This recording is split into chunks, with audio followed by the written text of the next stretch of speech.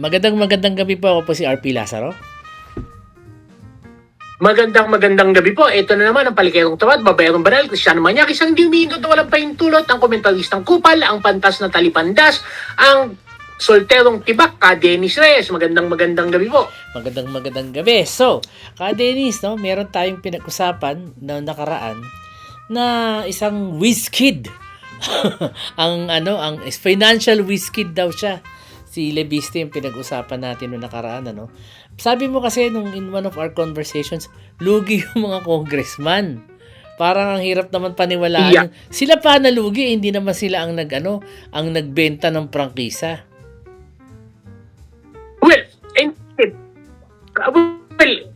kawawang-kawawa sila doon sa ginawa ni Leviste dyan sa yung Leviste files. Okay. So, ganito. So, lumalabas ganito ang kwento. Okay. Maraming sabit si Leviste. Okay. Doon sa kontrata niya sa Solar. Yung Solar Philippines. He was flipping. Okay. To be honest, ganito. He was flipping. So, ang nangyari dyan was government franchise yan eh. Ang government franchise, it is not an ordinary business as he is trying to say na, ay wala namang kinita, wala akong tinanggap dyan na maski sentimo sa gobyerno, kaya pwede kong pasara yan. No. You got exclusivity and you got the commitment that the government will buy all your output for a certain price for the next 25 years regardless of price fluctuation. So, ibig sabihin, kahit niya. dumami na kayo at bumaba na ang cost ng kuryente, the government will still pay you at a very high price. So, ganito. The government has committed to buying, halimbawa, your output at 5 pesos per kilowatt. Okay. Ang target ng government is bumagsak ang presyo ng kuryente to 2 pesos per kilowatt. Okay. So, kailangan maraming maging supplier. Okay. Which makes So, sense. dumami na ang supplier. Tumaas ang Okay? supply, bumaba ang demand. Okay. 10%, ang target is 10% of all power generation sa Philippines would be renewable.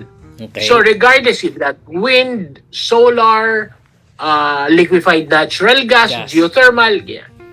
Tapos ikaw na meron kang power plant, nag-commit sa 5 pesos per kilowatt hour for the next 25 years. Now, pagka nasunod yung plano ng government, ang babayaran na lang ng kuryente ng consumer is 2 pesos per kilowatt hour after what? 10 years. Okay. Yun ang projection yan eh. Kaya ganun karami ang binid out na kontrata na wattage, 17,000 megawatts. Because once nag-deliver yung 17,000 megawatts, starting December 2025, January 2026, makikita ng market a drastic drop in the cost of electricity. In the cost of electricity. Pagka bumaba ang cost of electricity, gaganda uli ang manufacturing, gaganda uli, magkakaroon uli ng maraming trabaho sa Pilipinas. Kasi babalik ang mga pabrika eh. Kaya nag-alisa ng mga pabrika sa atin, mahal kuryente. Oo. Makes sense. Eto yan. Consumer would be paying 2 pesos. Pero the government has committed to 5. So, ibig sabihin, the government will pay the additional 3. Okay? Yun ang binigay sa iyong advantage. So, ibig sabihin, wala kang problema sa ROI mo. Kita, tuloy-tuloy ang ligaya. Tuloy-tuloy ang ligaya. Ganyan ang ipiralo eh. Okay. So,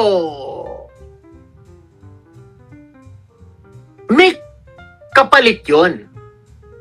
Ang kapalit nun is, you cannot renege on your duty. Di ka pwedeng Because umatras. that is in duty. Okay. So, bukod dun sa solar ng bayan, meron pa siyang mga other contracts doon sa iba-iba, like yung SPNEC, basta nandun lahat yan sa Solar Philippines. Umbrella Yung Solar company yun Philippines Maraming nagtayo company. ng maraming subsidiary corporation. Each power plant isang subsidiary corporation. Mhm. Okay. Because that is a congressional franchise, required ang technical and financial capability, Mm. which seems that they've forgone. Kinalimutan nila para kay Leandro Leviste. Ang tanong, ba't ang lakas niya? For someone so young, Okay. ba't ang lakas? Well, syempre, nanay niya, tapos DDS, crony. That's how crony capitalism works. Okay. Sana all. Ngayon, ang gimmick niya is kukuha siya ng kontrata tapos i-flip niya. Ano ibig ko sabihin i-flip? Okay. Ibebenta niya. Ay, sus Mario Josep. Okay. So, ako nakakuha ng kontrata, maraming gustong pumasok. Benta ko sa'yo. Bebenta ko sa'yo. That actually is a great business model. Oh, walang However, puhunan eh. two problems. It's One, illegal. it's against the law. It's illegal. It's illegal. Oh. Because you cannot simply transfer. Ah.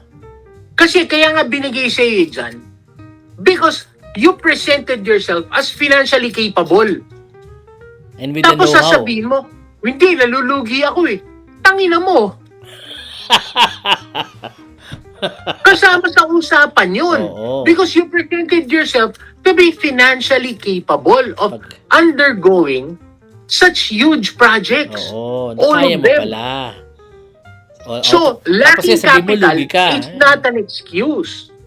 Okay? Kung di mo napatakbo, One. problema mo na yon. Yes. Tapos, tinamaan siya ng pandemic. Kailan ba yan? 2019, 2020? About, no? Oh, di ba? 2019 yung mga kontrata eh. Oo. What happened after pandemic? Hindi wala nagtrabaho, walang nakapagtayo. Wala lahat ng negosyo. Totoo So, naman. lahat ng supposed investment firms, lahat ng magpo-process ng financial, walang pumasok. Naipit siya.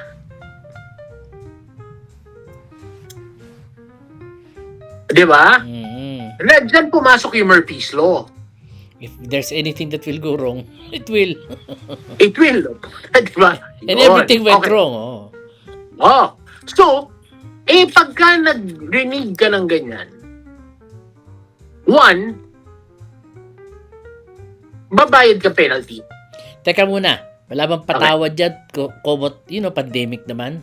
Wala bang concessions yan? Pandemic naman eh. Hindi, dapat nag-apply ka. Nag-apply ng ano? Dapat pinrocess mo isa-isa. Humingi ka ng extension, which he did not do. In fact, ini-ignore niya yung mga notices. Tapos sinasabi niya wala siyang natanggap personally. Well, that is not an excuse. Oo. Pinadadala sa registered office mo yon.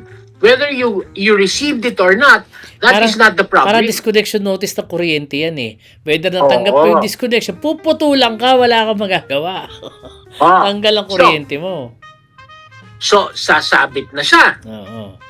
Ginawa niya, ngayon, ay pumuputok yung flood control, mukhang he tried rebranding himself para kung sakaling magputukan, pwede niya sabihin, hindi, iniipit lang ako. Iniipit ako. Would have been great, except he does not have the temperament for it. One, bastos magsasagot. Bakit hindi tinulungan Nakita ng mo, nanay? Bakit hindi tinulungan ng Inapa yung nanay? mga... Ha? Bakit hindi tinuruan ng nanay? Lahat naman niya tinuro ng nanay eh. Masyadong bata. Ah, He does not have the emotional maturity. for it. Second, saka spoiled brat yan eh. Nakita mo, binabastos yung mga media Oo na nga. dapat kakampi mo. Oo. Second, binabastos pati yung mga congressmen. Okay, dito ngayon pumasok yan, yung Cabral Files. Okay. Yung supposedly Cabral Files, yung Leviste Files, okay. Yung sa flood control, okay. Ano ba laman talaga nun? What it had, okay, ito ang naiintindihan niya lang dun is yung allocables. Ang daming entry nun, lahat yun hindi niya alam kung ano. Oo nga, hindi naman siya hindi siya privy to the to those transactions eh. Yes, hindi niya alam kung ano yung mga code doon. Ibig Oo. sabihin ng mga codes. Oo. Diba? Si Cabral Okay. lang yata nag-set dun eh. Pero sige, let's do away with all that. Let us concentrate on allocables. Ano ba talaga yung allocables? What is an what you allocable? have, okay. We have to understand how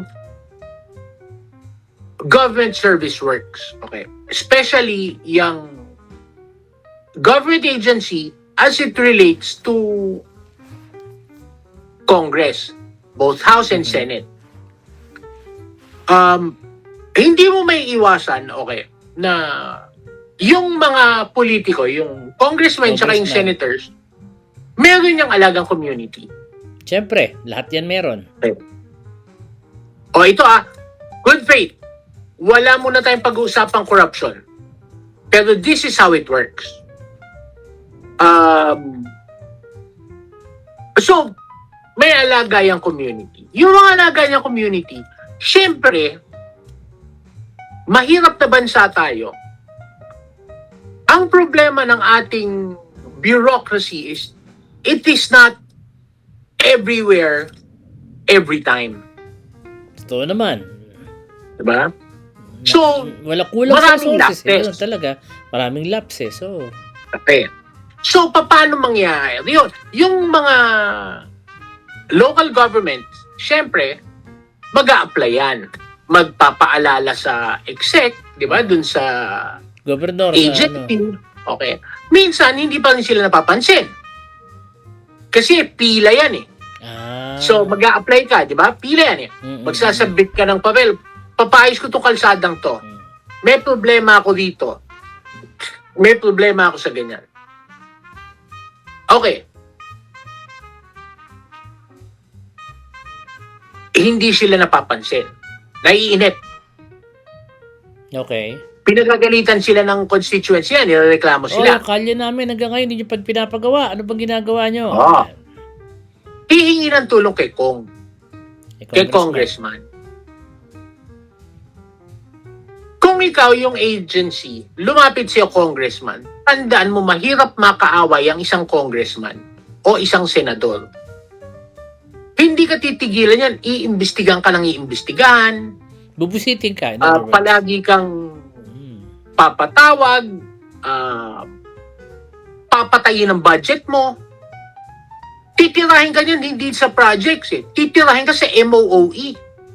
What is MOOE? As well, mobilization and operating expenses. Operating and other expenses. Ibig Budget. sabihin, yung gastos mo sa opisina. Oh, yung regular Yung budget budget mo. mo sa opisina. Overhead mo. Hindi ko papakialaman yung budget sa projects mo. Hahanapin ko Yung overhead yung mga favorite projects mo. Yun ang kakanain ko. Yung MOOE mo, babawasan ko, puta, mauubusan ka ng staff. Wala kang pasweldo eh. Wala ka pa sweldo. Yung mga other miscellaneous expenses, tatanggalin ko. Yung budget mo sa representation, tatanggalin ko. Maraming po pwedeng gawin sa'yo. So, what do you do? Kailangan pagbigyan mo yung pakiusap ng congressman na unahin yung distrito nila. Okay. Now, pag inuna mo yung distrito nito, paano yung distrito ng kabilang congressman? Magtatampo. Hindi mo nga nakaaway si Congressman A, kaaway mo na si Congressman B. Mm. So what you do is, you make them equals. Paano? Lagyan mo sila ng budget. Ito ang extent ng pupwede mong i-prioritize. Kung pare-pareho kayong 300 million, or minsan, may mas malaki yung isang distrito, mas maraming tao, mas kailangan bigyan ng priority, okay? Like let's say, a highly industrialized city has more priority for certain projects, ha? Okay, halimbawa, Malabon, Navotas, a highly urbanized city na prone to flooding, has better budget Mm. than Makati. Na hindi naman binabaha. Tsaka may sariling budget sa baha. Oo, kasi maraming pera Makati. Diba? Mm. Oh. Yung mga ganon. Or let's say, Nauhan, Mindoro, Oriental Mindoro. Dapat hindi flood control ang project mo dun. Ano, infrastructure, mga kalye, ganon. Diking. Ah. Kasi Dike. swampy area yun kasi may lake doon sa Nauhan. Hmm. So what you have to do is not flood control but drainage. You have to drain the water off. See? So may mga ganon. Pero, kumaga, budgetan mo sila ngayon. Now, yan ang tinawag na allocables. Allocables. Because before, allocables was only a political term coined by Cabral hindi, true. Political term yan na coined ni Cabral itong mga late 2000s eh. Because before, hindi yan tinatawag na allocables. Ano tawag dyan dati? Simpleng lump sum yan na projects per district. Wala kasi before, hindi kino-codify yan. Pero binibigyan mo ng, itong congressional district na to, bibigyan mo ng budget na ganito, para alam nila na pagka pinakiusap mo sa akin, and it's within this budget, magagawa. Okay. So, corruption ba yun? Oo. Mali ba yun? Well, technically, may budget kasi sila eh. Tapos, Hindi. Okay? It is simply an administrative process. okay. Walang masama doon, walang corruption Legal doon. Bakit? Kasi walang palitan ng pera. Budget pa lang yun eh. Budget pa lang. Saka yung budget na yun, ang nililimitahan mo, yung project. Remember, bakit? Hindi ko naman binibigay sa iyo yung pera eh. Hindi ko binibigay sa yung project. Ang sinasabi ko lang, kung ikaw si congressman, pagka may pinakiusap ka, basta pasok pa, taon-taon, dito sa limit mo, approve without second thought. Okay. Ulitin ko lang ha. Approve without thinking. Teka, ulitin ko ha. Si congressman, kailangan ng kalye ng isang lugar. Lumapit kay congressman. Sige, anong project yan? Ganito, 5 kilometer stretch of road. O sige, aspaltohin na lang natin yan. Huwag palagay mo, 15 million. Ako ngayon, sa budget ko, kasi meron akong pork. Tama? 100 million, let's 100, say. that's the Ang pork, di ba? nagagamit mo pa lang, 80. May Meron pa 25 million may ka pa. 25 pa. O sige, 15 million lang naman yan. Ako lang bahalang magpasok dyan. Tama ba? Approve without thinking yun. Bakit? Nasa budget mo, may 20 million ka pa eh. Oo. For pre-approved project. Teka muna, yung pera na pinanggagalingan yung pork barrel ng congressman, di ba? Technically. Hindi. Hindi pa yung pork barrel ng congressman. Iba pa yan. Hindi. Okay. Again, okay. Ganito ang hindi nyo naiintindihan sa pork barrel, okay? Hindi yan galing sa pork barrel, okay? Saan galing yan? Wala nang pork barrel ngayon. Okay. Budget yan ng agency. Ng agency, we say, like DPWH, ganun. Budget yan ng agency. Approved yan sa NEB. NEP. Okay. Ito ang problem ng allocables. Okay. Okay, hindi siya corruption Per sa se. side ng congressman. Okay. Pero, it is a corrupt practice ng DPWH. Bakit? Sila. Okay. Okay. Kasi, okay, under the Constitution, walang budget ang pwedeng i-approve without a particular project, specific project. Kailangan may pupuntahan yung pera bago ka mabudgetan.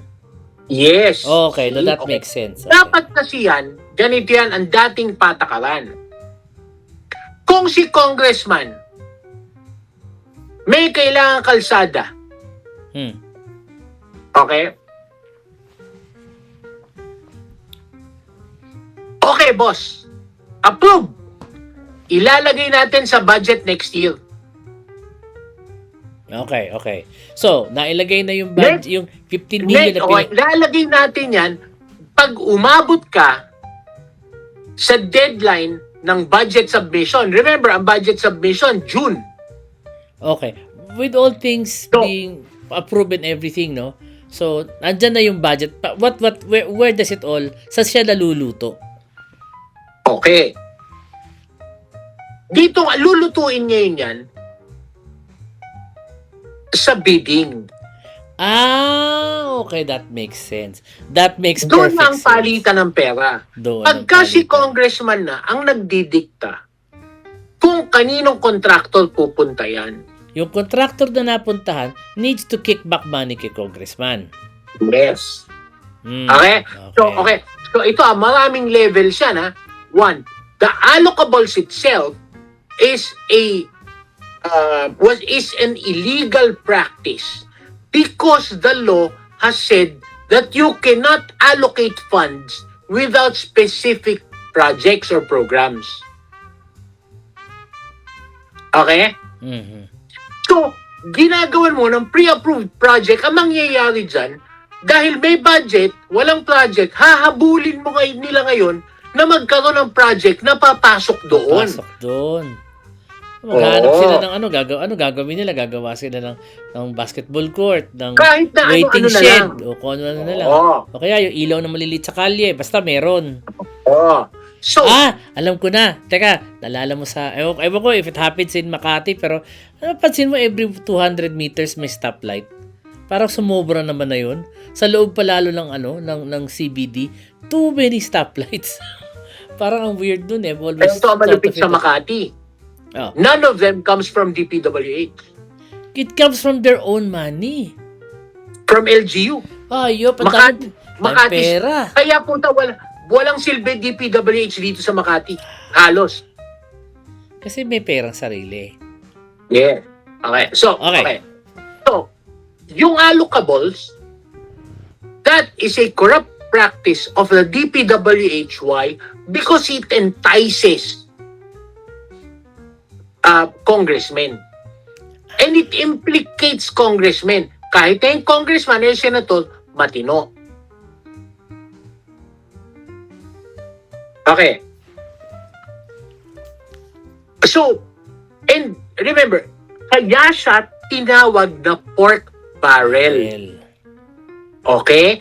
Because ang pork barrel is allocations without specific projects. Walang project. Na dati, Hinuhulaan lang dati. yan yung PDAF na tinatawag. Oo. Ano nga ba? Nilalagay sa NEB that each congressman has this much money for projects that they would like to implement. I see. Okay? Makes sense. Okay? So, yung PDAF, dati CDF. Ang CDF was, Countrywide the money is Development Fund. given, the money is given directly to the congressman.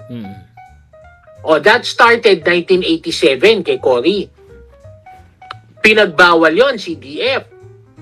Ginawa nila PDAF. Ano ibig sabihin ng PDAP? Priority Development. Okay. Yung PDAF, ginawa nila, pinaparada nila sa agency. Yun yung allocable. Nakaparada sa agency na hindi na ginawa ng Congress. Ang gumawa, DPWH. So in fact, DPWH is trying to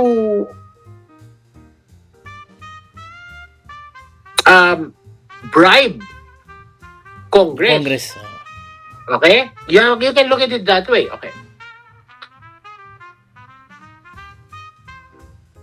So, ang corruption dyan papasok kapag si congressman na ang nagsasabi kung kanino pupuntang contractor kasi may kickback siya sa contractor. Okay. So, the corruption Linaw yun. sa congressman happens sa pagpalit ng pera. Pagka nagko-control na siya ng kung sino ang contractor. Remember, sinabi ko sa'yo, there are areas na especially highly urbanized cities, independent cities, na walang say ang congressman.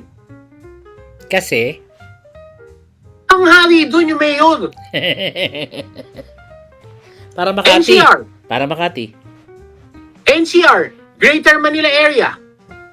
Ibig sabihin, hanggang umabot ka ng Binyan to the south, umabot ka ng mga Santo Tomas, o kaya So, yung mga... Ang naghahari doon, mayor.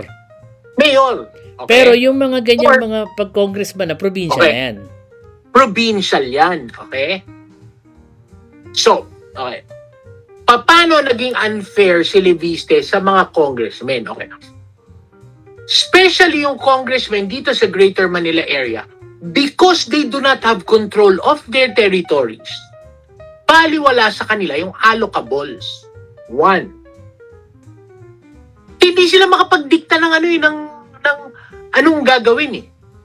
Kaya sobrang scandalous yung Quezon City. Kasi pinulusutan nila yung mayor. Oo. Kasi Congressman, nilusutan ng mayor. because DPWH did away with yung inspection and acceptance. Dapat mayor ang gumagawa. Yes! Okay, ganito yan yun. Kailangan ng project mo, i-check, i-approve ng end user muna. End user approval. So, ibig sabihin, kung meron kang gagawin, hihingi mo naman ng approval sa local government. Pagka Wait lang. binigyan ka, bibigyan ka nila ng permit, Sorry, kailan ka saglit lang. magsisimula hanggang kailan mo gagawin. Saglit lang ha. Padali lang. Wait lang. Pause. Saglit lang. Yeah. Yes. Nagbablog kami. Oh. Tapos ka na? Hindi, okay lang. Tapos ka na ba? Oo. Sorry, nagbablog na kami. Oo. Sige. Anong oras ka ba sunduin? Okay, sige. Bye-bye. Okay, sige. Bye-bye. Okay, hindi kasi ako tumawag eh. Okay, sige. Sorry. Please bring it back. I will delete this part. So, tinanggal nila Teka, yung Quezon approve City, first. balikan ko lang ha. Quezon City, binline Is side very si Mayor. scandalous.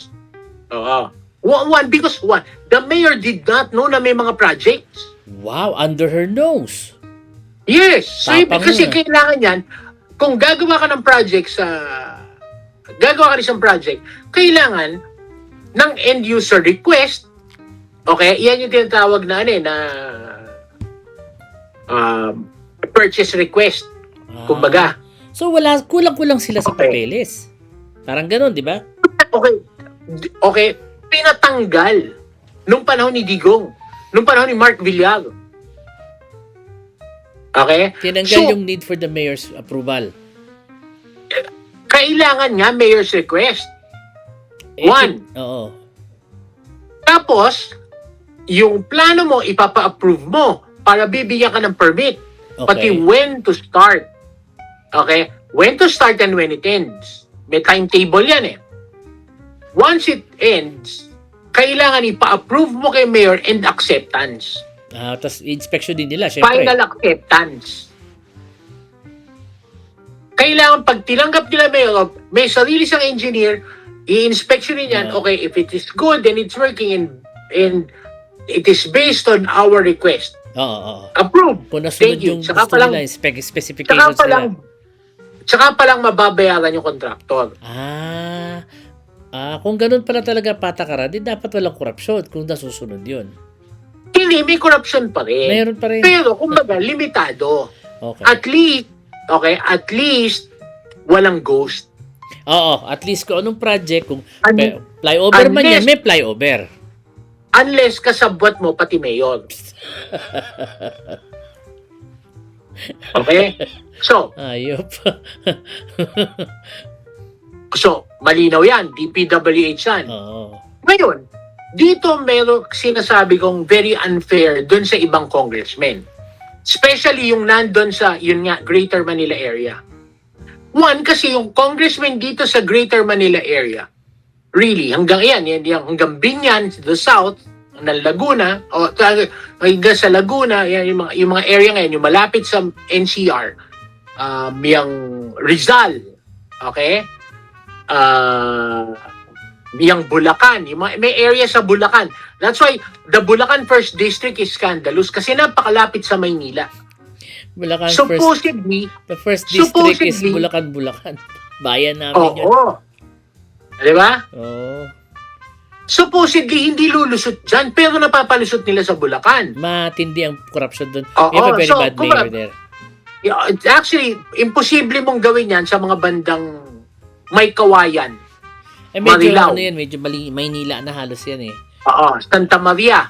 Yan, Bulacan kadikit talaga. ng Maynila yan eh. Hindi ng corruption. San Jose del Monte. Imposible mo magagawa yan dapat dyan. Okay, so anyway. And generally, yung mga congressmen doon, hindi talaga kasama dyan sa corruption sa DPWH because of that. Okay, let's take a city as an example. San Pedro. Kasi San Pedro, taga doon airmats ko eh. Okay. Ang congressman nila, si Ann Matibag. Okay. Si Ann, how should I describe her? Okay. Siya yung parang tsahin mo na pagka dinalaw mo sa Pasko, alam mong automatic, merong macaroni salad tsaka gelatin. Yan. Okay, yung mga Ito yung kung kaklase ko nung elementary high school, visit ako diyan. Kasi puta malamang yan, pagka yan ginawang class monitor, automatic nandun na ako nakalista pangalan ko sa blackboard, noisy. Tangina, hindi late na naman ako uuwi kasi magbubunot ako ng classroom. Yan yung mga tipong tips sa teacher. Oo. Okay. Mga sumbongero, ayan. Oo, yung mga sumbongero, yung ganon. Okay. Pero she's nice, ha. Don't get me wrong. Yun nga lang, palagi ako isusumbong yan sa teacher. Yeah. She's kind of nice. Yan yung tipong, kumbaga, if she was born earlier, kung kapanahon natin, malamang nasa Tuesday edition ng That's Entertainment yan. Yung mga sedate. Oo, yung mga... May mga sedate, hindi masyado May itsura, pero she's not exciting enough para po ilagay mo sa Thursday, Friday group. Parang Lindsay Custodio, if you remember her. Mga ganon. Maganda, pero medyo walang dating. Doesn't get people excited. Oo. Diba? Yung mga ganon, parang mga Fatima Alvir, mga ganon. Naku, naalala mo pa si Ganon ang mga dating niyan, okay? She's nice enough, pero actually, mas maganda yung pinsa niya, yung Pau ng Las Piñas. Okay, so, she's, ang mga congresswoman siya, ang mga programa niya sa San Pedro, puro mga sa mga women, yung mga sa mga housewives, kababaihan. yung mga ganon, okay? Yung mga grassroots program niyan. Problem, katulad niya, nandun yung pangalan niya sa listahan ng mga allocables. Okay. Kahit na hindi niya pwedeng gamitin doon. Okay? Anong nangyayari ngayon sa mga katulad niya? Politiko yan. Babakbakan yan. So, katulad na, binabakbakan siya ng mga kaaway na lalo na sa panahon ngayon ng social media, di kahit na sinong Herodes, merong platform, uupakan siya ng uupakan. And the thing is, kahit wala siyang project, kahit walang, remember, sinasabi natin yung proof of corruption is pagka nagkapalitan ng pera, pagka si Kong ang nagbigay yung proponent ng project na yon. Okay? Because as it is corruption on the level of the DPWH lang. Because there is no participation of the congressman of the congresswoman Pero, dahil nandun yung pangalan niya at yun yung ginagamit na armas ni Leviste na pinangangalandakan niya na puta, eto, mga corrupt kayong lahat, kawawa yung mga ganong congressmen. Kasi hindi na, remember, hindi lahat ng member ng Congress natin pating. Oo, totoo. Meron naman maayos Maraming maayos. Maraming maayos Di ba, katulad sino ito, yung LGBT, si Geraldine Roman? Maayos daw, so I heard. Oo. Di ba? Si Rene Mga Co, ganon. mga Makabayan Black, maayos naman. Oo. Dito sa Makati, maayos ang mga nagiging congressman natin. Generally, kasi, ang corruption dito sa Makati, mayor's office. Di ba? Anyway, hindi nakakarating ng DP. Hindi niya kailangan DPWH. Di ba? Hindi kailangan, di ba? Maayos ang mga congressman natin. Tamo, historically tayo sa District 1, si Kid Peña, si Monique Lagdameo, Maayos naman. maayos naman. Kahit si Baby Puyat Reyes, Joker Arroyo. Joker diba? Arroyo. Teddy Boy Locsin, although he's fucking, di ba, medyo may sayad nung naging DDS, pero he's an okay congressman. Yeah, as far as he was congressman of Makati, maayos naman. Di ba? May mga ganon lugar. Tapos, kawawa sila dahil dito sa ginagawa ni Leviste. So, ano ang nakikita nating epekto nito kay Leviste? Wala siyang kakampi. Because itong mga to, yung mga mababait, ito yung maaawa sa kanya. Sana. Oh. And dahil piniperwisyo niya, ito yung mga votes na dapat na magtatanggol sa kanya, ang mawawala sa kanya. So, kaya tamo ngayon. So, in summation, anong labas niya ngayon? With all of his things, may 24 billion fines, tapos kino-question, iniimbestigahan yung kumpanya niya. Diba, ngayon, dapat kakampi niya si MVP, tinanggal siya. Oo, tinanggal siya sa board, di ba? Sa 24 billion niya. Tinanggal ba siya sa board o he stepped down? Siyempre, that's being nice. Pero the fact is, tinanggal siya. MVP is breaking away from him. Oo. Siyempre, baka madamay sila dun. Puta, matinong. Ganito si MVP, matinong negosyante. Remember, maayos yan. Matinong negosyante. Has a very good name. Diba? Yeah. Kung business hindi corrupt yan, mahilig lang sa pogi. Pero di siya corrupt. Yun ang importante doon. I mean, diba? Hindi naman niya kailangan maging corrupt kasi. Oo. Simply because in this line of business, sa laki na negosyo, it doesn't pay to be corrupt. Yes. A good name is the only thing he needs. Yes. Para si Rason. So, Rason. Diba? Yung mga ganso, yun. Yung mga kakampi niya, sarili niyang kakampi, na dapat kakampi niya, he's alienating them. And kawawa yung mga magagaling, yung mga mabait na puta, sinabit niya pati si Risa Ontiveros. Wala namang nasira ulo talaga to si Wala, he's shooting himself in the foot. Yeah. Bakit hindi siya masabihan ng nanay niya? Tangina, kasabot yung nanay Oo nga, sino ba sa tingin mo, you think any of this kaya ni Leandro? Not on his own. Anong alam niyan? Drop out yan. He doesn't know anything. But the point lang dyan is that, kung yung nanay naman talaga was behind is pulling the strings. Bakit hindi Yung naman ako, tingin ko, yung nanay ang nagturo, upakan mo. Oo. Pero bakit ha? Kaya mo kita ipagtanggol behind the scenes eh. Ganun lang yun. So, bali din ang kaso- turo ng nanay. Mario Joseph. Hindi, kasi nakataya sila kay Duterte. Wala. Hindi na babalik yun. Alam nila it is about to, it's bound to happen eh. Nung binasura nila yung impeachment ni Sara, alam nila nagguhitan na sila ng kalsada. Na lahat sila uupakan. Mm. Because like we said, hindi naman si BBM ang kalaban nila eh. Hindi nga. Anyway. Ibig sabihin, kumampi sila sa China. Na nagpapasweldo yata sa kanila eh. Oh. So yun ang kalaban nila, yung kalaban ng China. Sino sinabi ni China epak mo, yun ang babanata nila. Oh. So uupakan sila doon. Well, sana magka-hustisya. Sana magkaroon ng sana may magawa sila dun sa 64 contracts na basura na lang. Wala na, that never happened. Because as far as electrification goes, medyo ang Pilipinas, nahuhuli-huli pa. Marami pa lugar sa Pilipinas. So, walang kuryente. Nangyari pa nila. 21st century na. Ang alam ko, speaking of electrification, on the side, narinig ko dati na Bongbong has been talking about, President Bongbong has been talking about, about modular nuclear reactors. Kung kailan mangyayari yan. There have been many articles na coming out, pero there's a lot of pushback from government people about those modular nuclear reactors. Kasi alam nila na it will drive down prices of energy. So I don't know what's going to happen.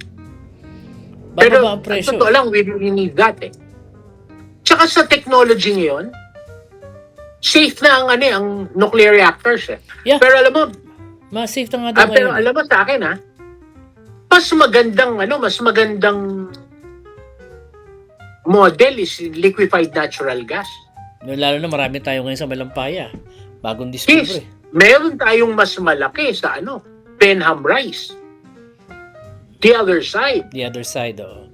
Kaya nga pinupuntahan nila yun. Kaya nga tayo naka-blockade dun eh. Kasi gusto puntahan na in-check yung kabilang side eh. Yes. Anyways, teka, medyo napahaba tayo dito. So, ayan, So, something to think about. Para lang maintindihan ng mga salamat kay Kadiri sa pagpapaliwanag ko ng allocables. More or less, meron na tayong kaintindihan kung ano yun. Para sa susunod, if we see it again, we can more or less do something. No, we cannot do anything. At least I'll be frank about it and open about it. Okay, I've met Congresswoman Ann Matibag, and she really is a genuinely nice person. Maayos na tao talaga. Hindi siya magnanakaw. Yun ang sinasabi mo. Oh. Sinasabit lang ni naghahanap lang siguro ng kung sinong naghahanap ng damay. Naghahanap ng damay, oo. Ang kawawa ron, meron mga, syempre, may kalaban sa local yan, inuupakan siya. Because of that, binigyan ng armas. Hindi po pwede sabihin ni Leviste na wala akong kinalalaman dyan. That was his doing. Alam mo, So, I had a chance to meet the siblings from the first wife, I think, ni nung tatay. Parang gusto kong tanongin, ano na masasabi yun sa kapatid nyo ngayon? Nahiya lang akong tanongin kasi ang gusto lang nila pag-usapan pagkain. I mean Charlie Leviste at one pag-usapan time, yung pagkain. Ano ba itong ulam ng kapatid niyo? Hindi ko lang mahirita, nahiya din ako eh. Diba? Mahilig ba siya sa munggo? Pag kumakain siya ng munggo, napapag-isipan ba niya yung mga ginawa niya solar farm? Hindi ko lang mahiritan. Pero gusto kong tanungin. Pero wag na lang, baka sampalin ako nun eh. Anyway, eto, sige, humaba na ng husto, Maraming salamat sa panonood at bago kayong, makakalimot mag-like at subscribe. Maraming salamat po. Magandang gabi. Ako po si RP Lazar. At ito naman ang Sulterong Tibak, nagpapaalam, mabalos. Thank you.